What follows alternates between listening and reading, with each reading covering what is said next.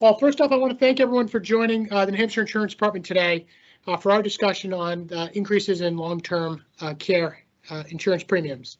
Today, I'm joined with a number of folks from the department. On my right here is Deputy Commissioner DJ Betancourt. On my left, Heather Silverstein, our General Counsel. Down the end of the table, who you can't see just off the camera, Roni Carnes. She's our Life, Accident, and Ancillary Health Legal Counsel. On the call, Keith Nyan, our Consumer Services Director. We're also joined by Tiffany Fuller and Andrew Demers, who will be helping today with Q&A. Just a little bit of background on long-term care insurance.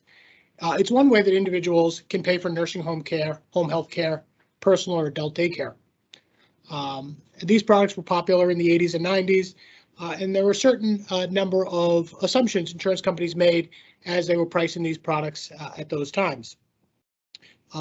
Namely, they made assumptions about lapse rates and healthcare cost inflation. Obviously, these kinds of assumptions play a critical part in their pricing models. Currently, insurers are finding that fewer policyholders lapsed their policies than they had expected, which meant that there were fewer dollars available from these lapsed policies to help pay for claims in the remaining policies. Assumptions about the number of policyholders that are likely to make claims. When there are fewer lapses, more people make claims. And for those policies that are already lapsed, that was not enough to offset those increases. And I think the insurance companies, when they were looking at this new product and pricing it, they looked at similar products they had, namely life insurance. And they had a long history of knowing when how long consumers were likely to keep a policy in place, and at what point in their lives those policies no longer became economically necessary. You know, it may be kids have left the house, you've paid off your mortgage, you've reduced your expenses such that you no longer need life insurance to support you. And it turned out that long-term care insurance was very different, that after 10 or 20 years or 30 years of paying premium for long-term care, people were, unlike life insurance, much more likely to stay in those policies. So 8-9 years ago, the New Hampshire Insurance Department started seeing issues with long-term care rate increases. And in light of those, the New Hampshire Insurance Department implemented a rule that would limit premium rate increases dependent on the issuer's age, attained age of the insured. Unfortunately, in 2021, the New Hampshire Supreme Court invalidated that rule. And as a result, a number of companies have sought premium increases that would have been not denied under our previous rule. So earlier this year, the department crafted a consumer-focused frequently asked question document designed to answer some of the most common questions about the new rate increases. In the chat window here on this webinar, you'll see a link to those frequently asked questions. We encourage you to download it and to review the document. Today's webinar is just another effort that we're undertaking to provide information on long-term care premium rate increases. During today's program, Heather Silverstein will highlight the effects of the Supreme Court decision. Keith Nyan will provide an overview of what a consumer can expect from their company in this in the long-term care rate increase scenarios. Deputy Betancourt will discuss the future of long-term care insurance, and we'll have time at the end to answer any questions. I encourage you, if you have any questions during the presentation, to use the chat box. If the question is relevant to this discussion, either Andrew or Tiffany will make sure that one of us gets it and answers it. If it's a kind of question that's so specific or unique that we're better to answer offline, we'll have someone contact you for that. But I encourage you to use that chat box while you have this brain trust here today to help answer any questions. To begin our presentation, I'd like to introduce you all to Heather Silverstein, General Counsel here at the Insurance Department. Heather? Hi, good morning. So we're kicking this off with case law. So it's exciting for the nerdy attorneys, but maybe not as exciting for others on the call, although it does have a definite effect on how we regulate these products going forward. So the Genworth case was decided February 17th, 2021. And this does affect our regulations because it invalidated one of our administrative rules. So specifically, the rule is INS 3601-19F. And that was what we considered a long-term care rate cap rule. So I'll give you an example. What the old rule that was recently invalidated said. So basically, if you were 70 years old, you couldn't have a rate increase that was greater than 48%. Or if you were 80 years old, you couldn't have a rate increase that was greater than 30%. Or if you were 85 years old, there could be no rate increase greater than 25%. So these are some examples of how that rate cap rule worked in our administrative rules. I'll do a quick summary of as quick as I can to kind of get you to understand how it affects our regulatory authority. So the Genworth case was Genworth Life Insurance Company versus the Hampshire Insurance Department. And what happened is the company, wanted to have a rate increase. The department was enforcing its rules under this rate cap rule, and they brought it to court. So they brought it to Superior Court. Superior Court made arguments. There was numerous arguments, one including that the rules were not reasonable as to our rulemaking authority. The trial court actually ruled in the department's favor, and then that case was brought on appeal to the New Hampshire Supreme Court. So the New Hampshire Supreme Court was the February 17th decision in 2021 that's affecting our rules. Just for background, Genworth Life Insurance Company has over 6,000 New Hampshire long-term care residents that have policies with their company. So what the court stated is that the INS 3601-19F were those particular rules were not reasonable. They failed to either promote premium adequacy and failed to protect consumers in the event of substantial rate increases, contrary to RSA 415D12, which is our long-term care statute that provides the department with authority to develop rules for these products.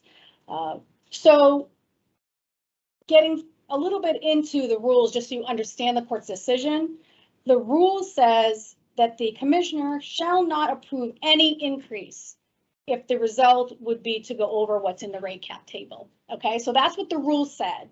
And then as to the statute 415D12, which says the statute of the department's authority to adopt rules, part of that statute says the commissioner shall issue reasonable rules to promote premium adequacy and to protect the policyholder in the event of substantial rate increases. So what the court said was, well, the way the rule is written, there is no discretion for the commissioner or the department to consider any rate request.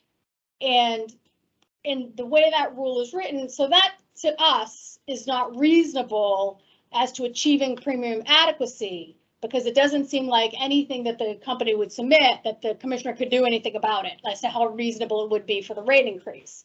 So the court gets to decide what the statute means.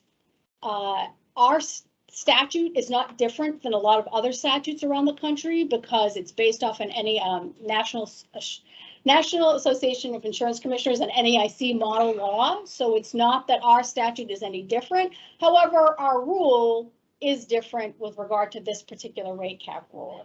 So the court also said that the rule, the language of the statute, in the event of, they interpret that to mean after. So basically what the court is saying is that only after there was a substantial increase would the department be able to put forth rules that could help consumers so that they didn't feel the effect of this increase as much.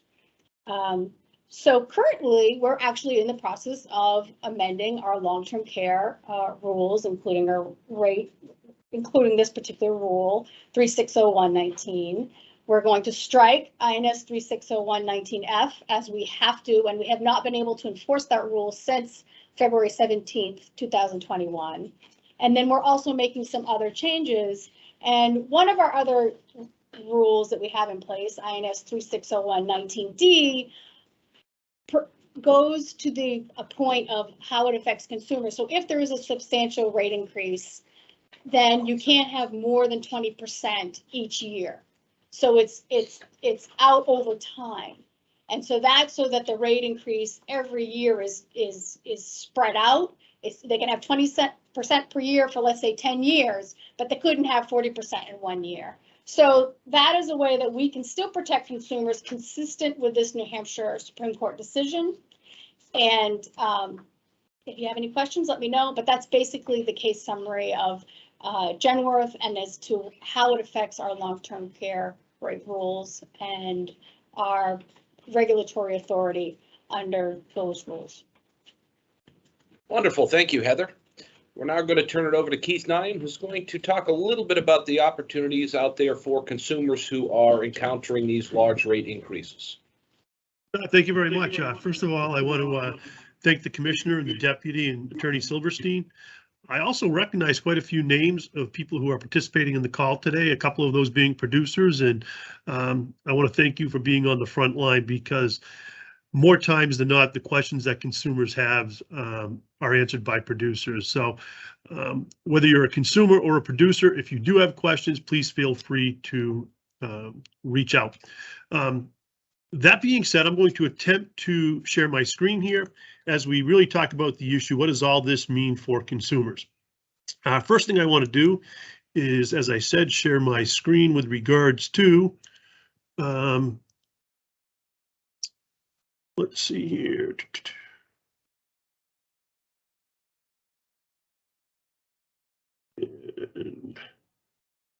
All right, everybody should see the New Hampshire Insurance Department's home screen.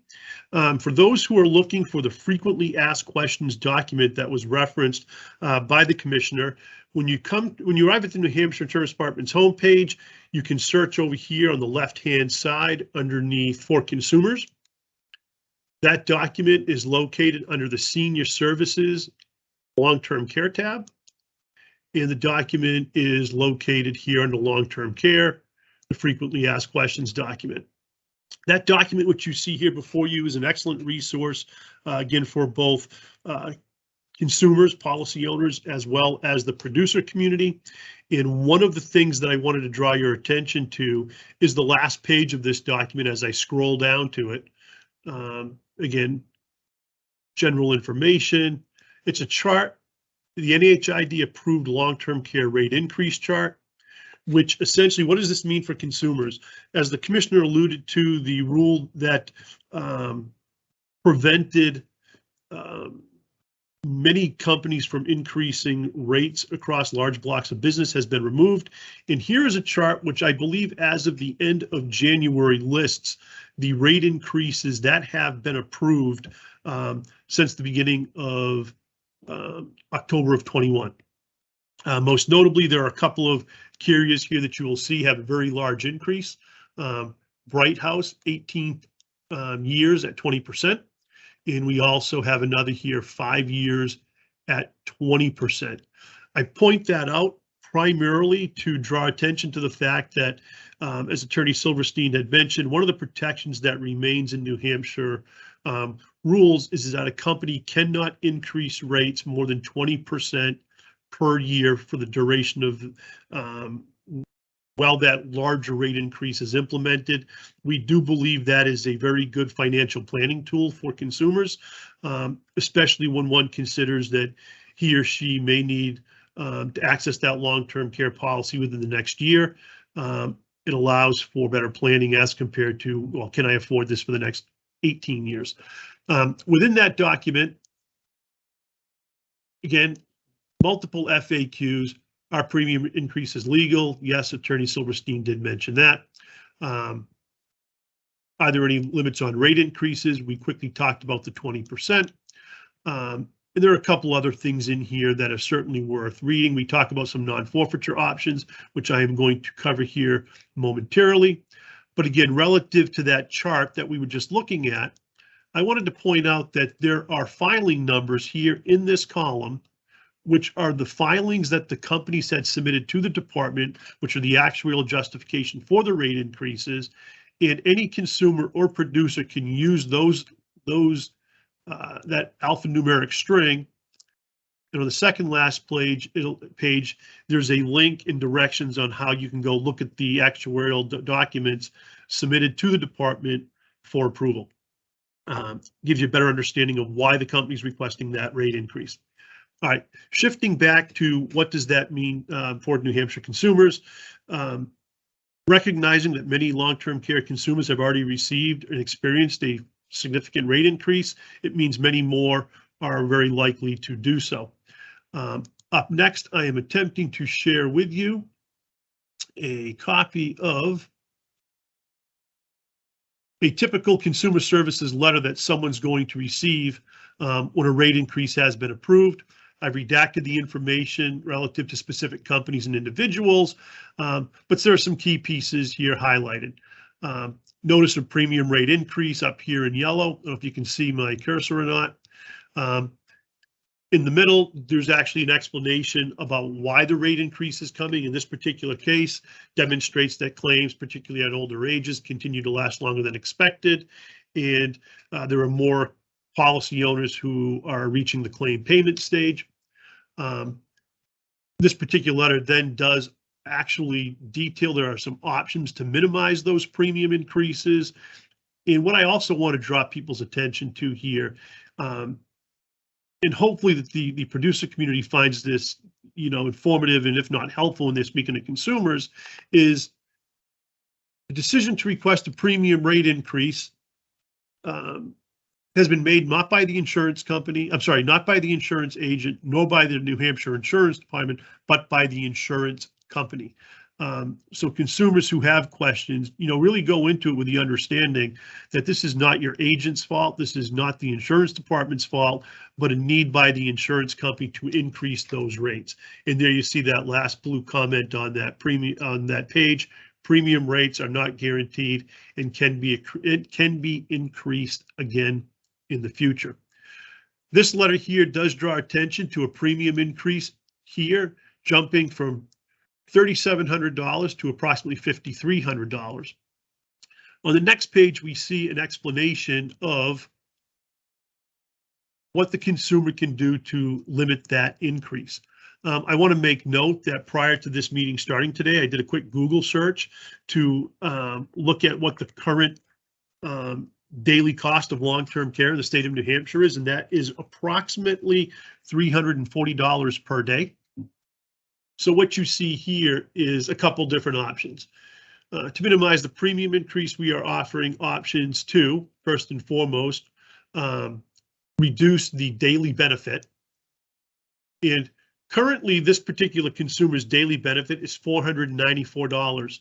I just mentioned that the daily benefit is currently approximately $340 a day.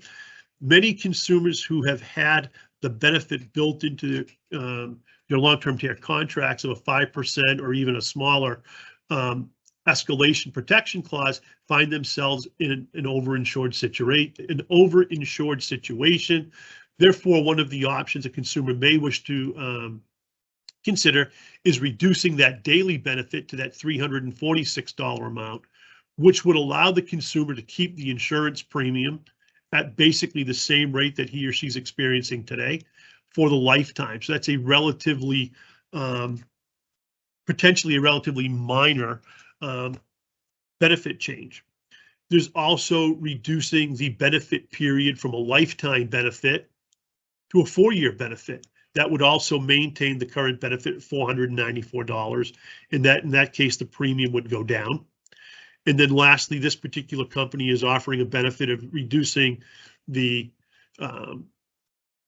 daily benefit and the benefit period to $386 for a 10-year benefit period, which again reflects actually a slight decrease in premiums.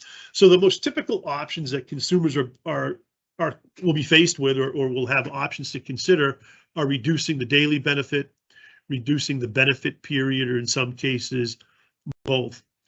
Perhaps most importantly, what we have found is that there's let me back up.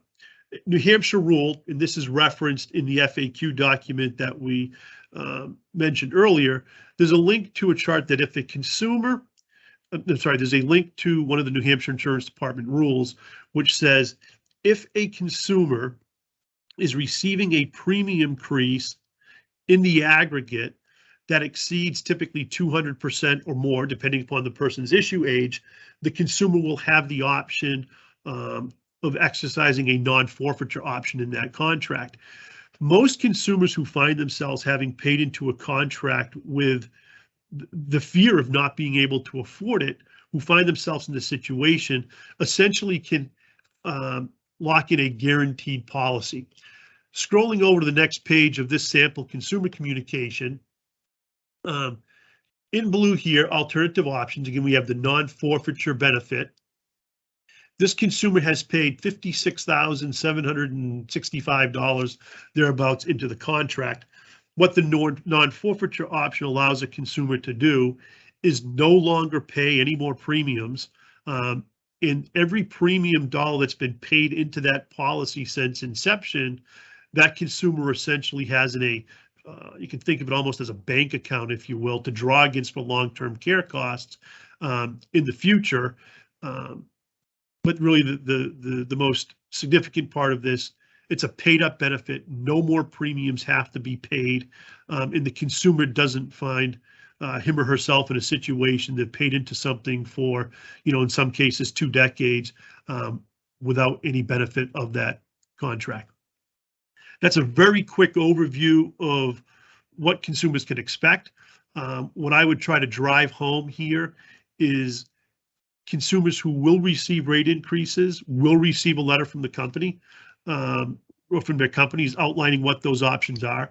If there are any questions about those options, certainly we are available here at the department to assist in with those questions.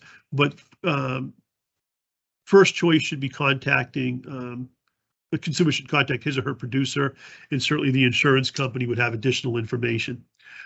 With that, I am going to attempt to no longer share my screen and turn it over to the next speaker. Thank you very much, Keith. That was a fantastic review.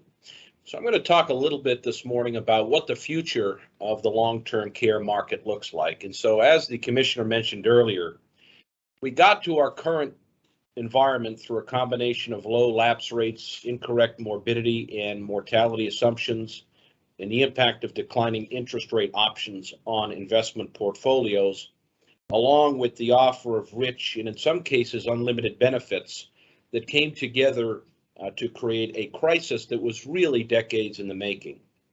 So obviously, considering what the future of long-term care products might look like is going to necessarily involve addressing those issues. My focus for this discussion is going to be on the opportunities in the private market.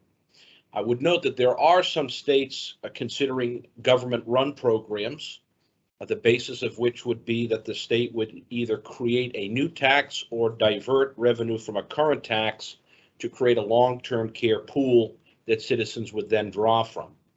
We have some concerns about such an arrangement and continue to believe that a private competitive marketplace is the best solution to the needs of citizens to access this product. In any event, such a program is not currently under consideration in New Hampshire. But as we look to the private market, at one point we had over 150 companies across the country writing long-term care policies. And at present, we are down to approximately a dozen. So from our perspective, this is troubling because the need for citizens to have access to these products obviously remains very strong, but the vibrancy and competitiveness of the market is not strong. So as we look to the future, we understand that the rich benefit structures that we have seen in the past are simply not sustainable.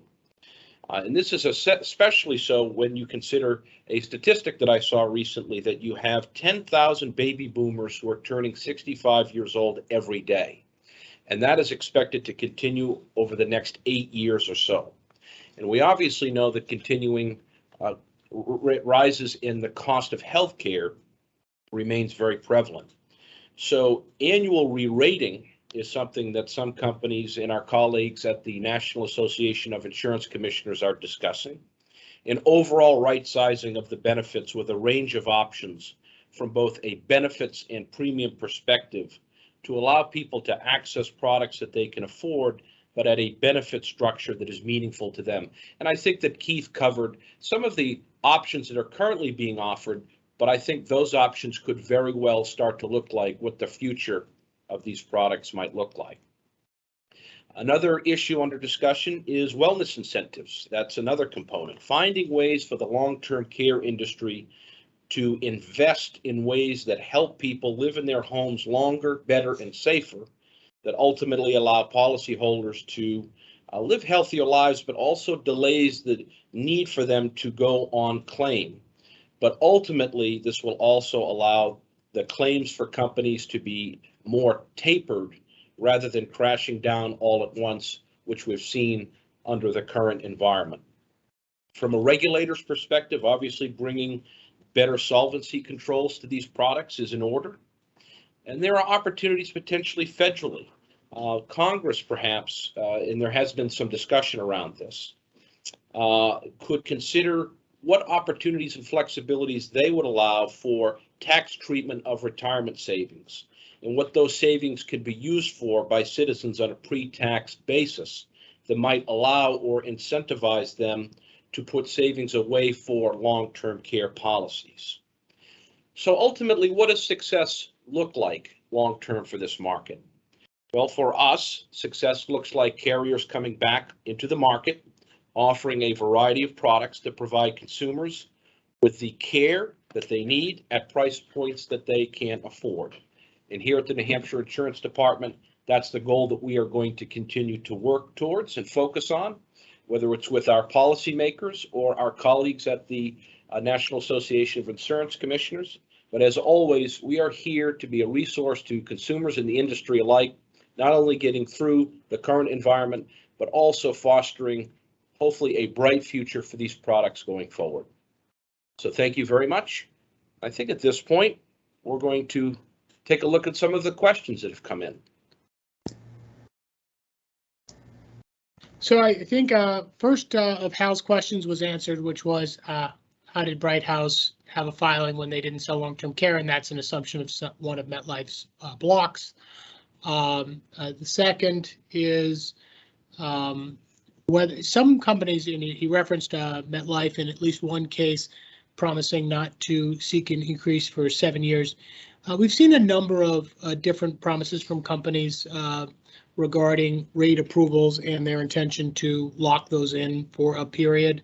I've even had a conversation with a company who said if we get the rate increase we need, we will endorse onto policies that we won't come back. Obviously, those provide consumers with some peace of mind when we are allowed to view those and they're in the consumer's best interest. We will embrace them. And I think it's going to be one-off. Regarding your second question, Hal, I'm not sure I have an answer to what guarantees MetLife made that they're walking away from, but it's certainly something we can talk about offline if you'd like. Anything else that any of the other participants wants to ask us today?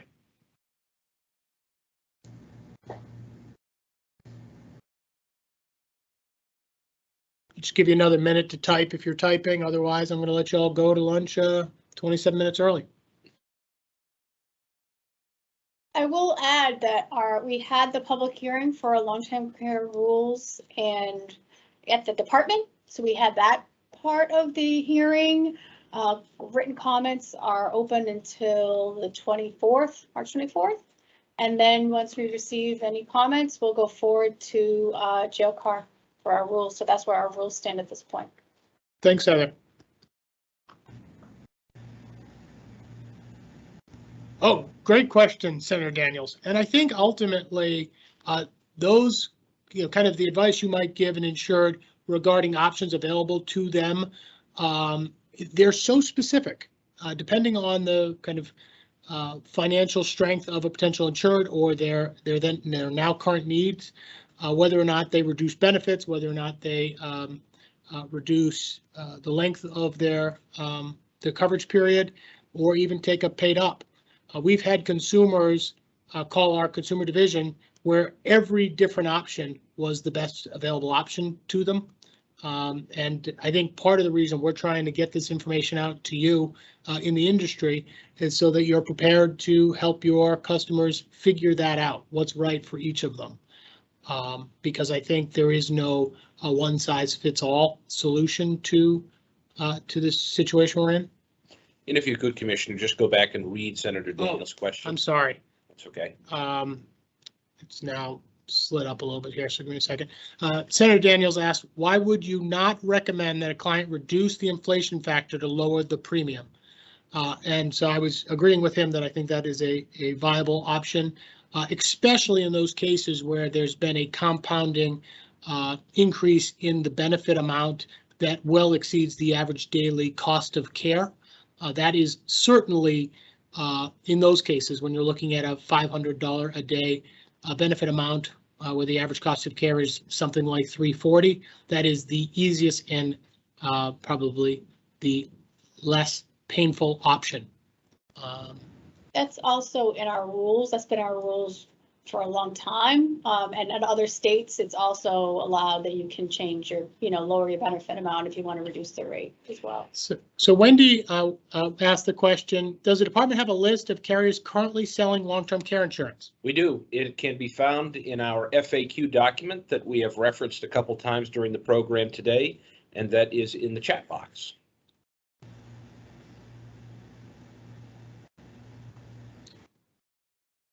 Ron has a question. As a consumer having held policies for over 20 years, how are you protecting the 3,842 policy holders in the state? That's a tough question, Ron. We're protecting them by ensuring, one, that these rate filings that are submitted are actuarially sound, that they offer the best kind of range of options for the consumer. To make sure that in these rate filings, the companies are bearing some of this, the risk of loss, risk of the assumptions they made. I think it's important to understand when these policies were initially issued, I think a general 35% kind of expense cost was factored into these policies, and these increases we're seeing now are often zero or negative still. The companies are sharing part of the burden of bringing, keeping these policies in place. These policies never were guaranteed a rate. They always were subject to rate filings. And for a multitude of reasons that we didn't control, they didn't seek those rate filings earlier on. The department did try to cap those rates, and the Supreme Court has directed us on that. And so I think all of what we're talking about today is an effort to protect consumers. I will add to that, the Genworth case, the court actually addressed this somewhat as far as the rate goes. They said these companies expected to be able to increase their rates in the past prior to 2015. So once the rule was implemented, the court is basically saying it's not fair to have that rule implemented for all those policies that were pre-2015 because that's a retroactive implementation of the rule. But that was addressed in the court's decision as to the companies thought they'd be able to get a rate increase if they could show that they, needed it. Yeah, actuarially justified. Yeah. And again, the department encourages folks who may be receiving these letters, similar to the one that Keith showcased, to discuss the different options, not only with your financial advisors, but perhaps with your legal counsel as well. And certainly Keith and his team at the Consumer Services Unit here at the department are able to assist consumers in understanding the specifics of any letters that they see and have questions on as far as it pertains to things we can help you understand. We got a note from Hal, kind of a warning to the wise that many policyholders who had elected these options are still getting increases. And I think in cases where the company hasn't added to the policy that there wouldn't be an increase again, or somehow endorsed the policy that there would be no further increases, that further increases still could happen. I think that's an important thing for us all to appreciate and understand. And I think we answered Ron's question, though I appreciate it's not the answer he wants. Well, we appreciate all of your feedback today, participating in the call with us. We're always here. This kind of brain trust of the department that's on this call is willing to take individual calls with you or to set up calls with your insureds if necessary. Certainly the consumer team is always here to help consumers here in the state of New Hampshire. And we appreciate you spending some time with us today. And just before we go, I would note for planning purposes that today's event is part of our monthly webinar series. So we will be back in April for another discussion on a topic yet to be determined. But obviously we try to choose topics based off of what is really on the minds of consumers, what is a prevalent issue facing the industry. And so we'll make that decision shortly, and we look forward to talking with you again next month. Thanks so much.